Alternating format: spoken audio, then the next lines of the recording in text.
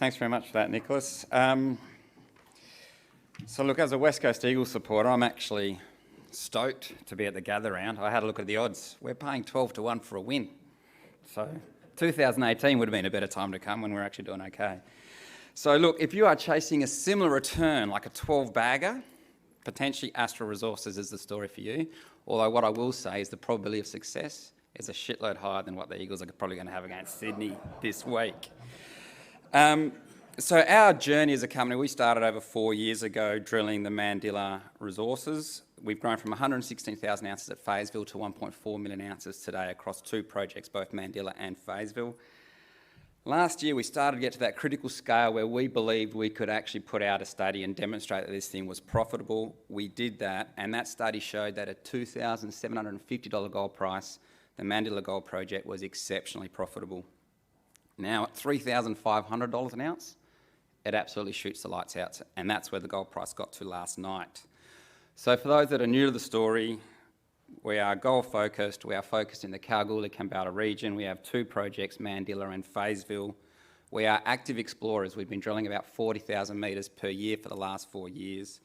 And with the ongoing exploration effort that we will put into our projects, we know we will continue to grow those resources, and we will also advance our projects through to a development opportunity. Okay, so I will make today a bit of a broad overview. I actually haven't spoken in Adelaide for about 4 or 5 years, pre-COVID. We were in a previous company back then. So this map shows our two projects. Mandilla is 70 kilometres south of Kalgoorlie. Fayetteville is only 14 k's south of Kal.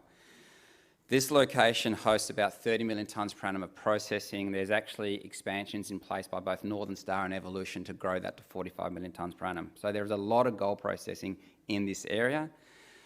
It's also an area that's pretty mature. People have been exploring in this area for over 130 years, so finding large deposits from surface is becoming exceedingly difficult, and that's exactly what our scoping study showed that we have.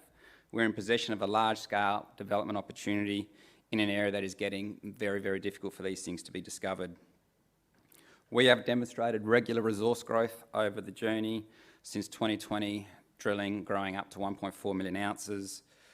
We are now demonstrating that potential to continue to grow ounces at Fayetteville, albeit those ounces at Fayetteville are a lot higher grade. And that Camperman prospect, which I'll talk about as well, is actually showing some really stunning grade opportunities. So just moving on to the corporate, we've recently completed a capital raise. It was strongly supported, so we now have a pro forma cash balance of $8.5 million. We're absolutely well financed to deliver on the things that we are talking about today in terms of growth at both Mandilla and Fayetteville and advancing our studies. The board, obviously a board over time has to evolve. We've had two recent additions. Justin Osborne brings more of a geological focus to the team, and Mark Connolly brings along mine development, mine construction, and a strong M&A background. That lower tier that you can see in the black, that's the management team. We've been together for over 8 years. We started as a company called Egan Street Resources from IPO through to a successful takeout by Silver Lake Resources in 2019. So we know how to do this stuff successfully, and our plan is to replicate that with Astral Resources. Okay, so here's Mandilla on the local area geology. 4 deposits, Thea, Hestia, Iris and Eos, 37 million tonnes, 1.1 grams per tonne, 1.3 million ounces at Mandilla. The last 500,000 ounces of growth came in at an exploration cost of $17 per ounce. So we are still growing very, very cost effectively. Importantly, in terms of all ounces aren't being created equal, the scoping study that we put out in September last year converted 80% of the ounces in Thea into a production target. So that's us grabbing a resource at a $2,500 gold price and then demonstrating that we can make a tremendous amount of money at $2,100 gold price. It is $3,500 today. Thea does drive the financials. Another really important aspect is this 1 million ounce deposit here at Mandilla, so the Thea deposit. It is the only 1 million ounce deposit in this region that still belongs to a junior explorer. So something that is increasingly difficult to find does certainly become very, very valuable over time. Now the bar chart here shows our resource growth since 2020. We absolutely want to maintain that trajectory of growth. the July 2023 mineral resource estimate was actually focused on infill drilling. We got that 69% increase in indicated ounces, and that was important because it gives you the critical mass of indicated ounces that allows you to publish a study. You can't tell the market that something is profitable if all your ounces are still in the inferred category. You need to get at least 70% of it into the indicated category, and that's what that most recent resource estimate achieved for us. Okay, the next two slides, I've actually stolen the formatting of this from Capricorn Metals. Effectively, Capricorn Metals, well, the market is paying a tremendous amount of value for Capricorn Metals ounces. They're actually valued at $500 an ounce EV at the moment, and they are mining a 0.8 gram per tonne ore body at Karlawinda, and it's a 0.9 gram per tonne ore body that they are proposing to mine at Mount Gibson. So for me, it makes a lot of sense to demonstrate my 1.1 gram per tonne ore body and just compare it to Mount Gibson and Karlawinda because they are getting such strong value in the market and they're very, very profitable as well. So just to screen those two, that's what I've actually done here. So the first box on the left-hand side looks at the production profile. Mandilla is 100,000 ounces per annum at 1.3 grams per tonne, and we're able to do that for 7.4 years. By comparison, the Mount Gibson pre-feasibility study they put out in April of last year shows 1 gram per tonne, 150,000 ounces per annum for 7.5 years. So our grade is 30% stronger. Their scale is bigger at the moment, but the grade is absolutely king. So we compare very well there. That fifth box, the financials, we have a 9-month payback on $2,750 gold price. If you use $3,500 gold price, you're paying all of your expenses, all that pre-production capital back inside 6 months.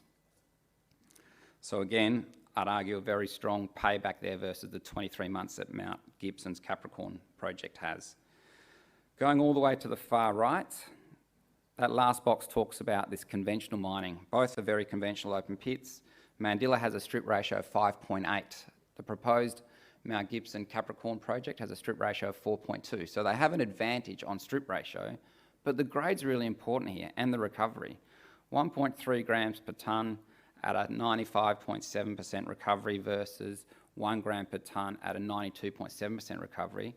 The recovered grade, 1.24 grams per tonne versus 0.94 grams per tonne. Multiply that by $3,500 an ounce, divided by 31.1035, which is the amount of grams of gold there are in an ounce. That shows you how much value there is. So that's $140 per tonne of revenue at Mandilla versus $106 per tonne of revenue at Capricorn's Mount Gibson project. $34 a tonne for every extra tonne. And I only need to move 1.6 extra tonnes of waste, which is going to cost about $7 to $8. So I can cover that waste movement. An exceptionally profitable project. Moving on from there, they actually have a 1% net smelter royalty for every ounce over 90,000 ounces on top of the 2.5% state royalty. Mandilla, by comparison, only has the state royalty, so another significant advantage. So this next slide, there's a few points I just want to make here. The complexity or how simple your mine is. So Mount Gibson has 7 pits in total, and they need 3 pits to produce 90% of the ore. We are 3 pits in total, and 93% of our ore comes from one large single open pit. Fundamentally a lot easier mine to operate. On the processing and metallurgy side, our 95.7% recovery comes from 150 micron grind size. The power you input into grinding, that is your single biggest cost in running a process plant. We only need to grind to 150 microns, they need to grind to 125, a distinct advantage. And finally, reagent consumption. Cyanide is the biggest consumer of it's the biggest reagent cost you'll have. 0.3 kilograms per tonne for Mandilla, 0.8 kilograms per tonne for Mount Gibson. That alone is $2.50 per tonne processing cost using the cyanide cost that we used in our scoping study. Again, a very significant advantage. And I'm saying that because their ounces are worth $500 an ounce, our ounces are worth $37 an ounce.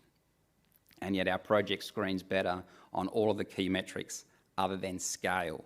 And with respect to scale, when they bought that project, they've since done 192,000 metres of drilling, added 620,000 ounces of gold.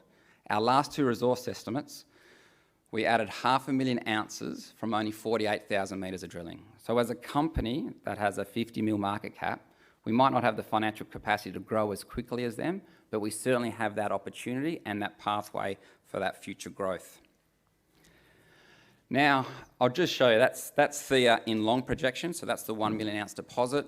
Two quick points I'd like to make on this is our drilling efficiency is consistently getting better. So if you look at the white box that you can see on the left-hand side, that shows our average gram metres that we've been getting from our diamond drilling. So in 2022, we averaged 97 gram metres for each of the diamond drill holes. By the end of 2023, we're averaging 137 gram metres. So we are demonstrating that we are getting more and more effective at drilling out this ore body.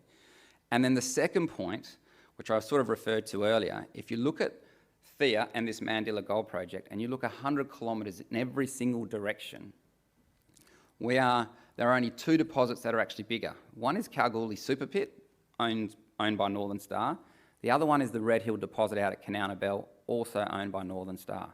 So there's two deposits that are bigger, both owned by the majors, and then there's this Mandilla Gold Project. So again, these ounces are becoming much, much harder to find in an area as mature as the one that we're in, and therefore they will become certainly very, very valuable over time. Okay, so a couple of slides on Feysville. So just to pull everyone back, Feysville is only 14 kilometres from Kalgoorlie. You've got the Super Pit, the 92 million ounce Super Pit, 14 k's to our north. You've got the South Kalgoorlie operations, also belonging to Northern Star. That's a 3 million ounce camp. That's only 10 k's south. And then a further 30 k's south, you've got the St Ives Gold Camp, which is over 20 million ounces. So it's a really nice little bit of ground, a nice jurisdiction. There's 116,000 ounces here, all at a deposit called Think Big, and none of those ounces have gone into our study. So this all represents as upside for us.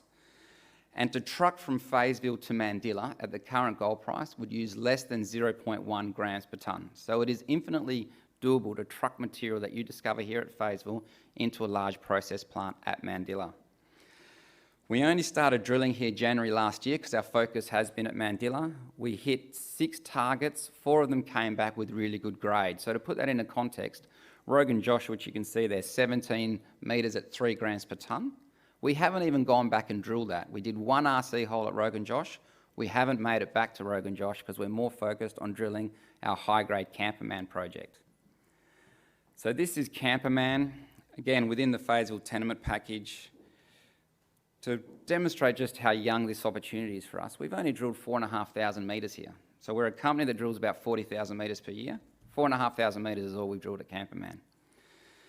And that's since about January 2023. So we drilled 13 holes last year. 7 of them came back with significant intersections. 4 metres at 95, 21 at 4, 35 at 2, 10 at 5 grams per tonne, another 5 at 6. So good results, good thicknesses, good grades. We then drilled 3 diamond holes, trying to get a better understanding of the stratigraphy. Got another 4 metres at 12, another 1.3 metres at 9.2.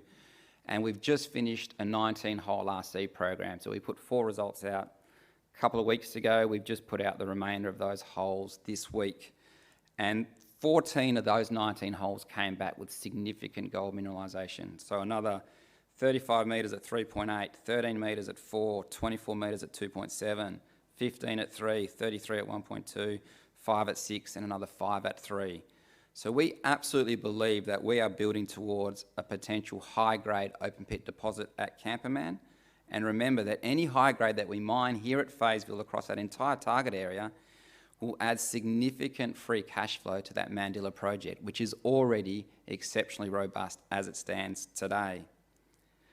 So in closing, the scoping study that we put out on Mandilla in September last year was exceptionally profitable open pit opportunity. It's been done to a high degree of detail. As a management team, that study, mining, scheduling, the definitive actual designs and the geotechnical work, all done to a DFS level of quality, pricing for the mining at pre-fees, and so is the metallurgy. The only aspect of that study that actually made it a scoping was the capital and operating costs for the processing and non-processing infrastructure. So it's a well-advanced study. It's a conventional gold deposit. It screens really well when you compare it to Capricorn's Mount Gibson project, and we're valued at 1/13 of their value at the moment from an EV per ounce basis. The study used conservative revenue assumptions. At today's gold price, the internal rate of return is 130%. The NPV is 850 million, and the free cash flow is $1.4 billion. We have 4 years' worth of proven resource growth. We are an active junior explorer and developer, and we will not stand still. We will continue to explore, and we will continue to develop our projects. And potentially, most importantly of all, there are no peers in our region that have the level of development opportunity that we do. And remember, something that is very difficult to find and is very rare in that area will inevitably become very, very valuable. Thank you.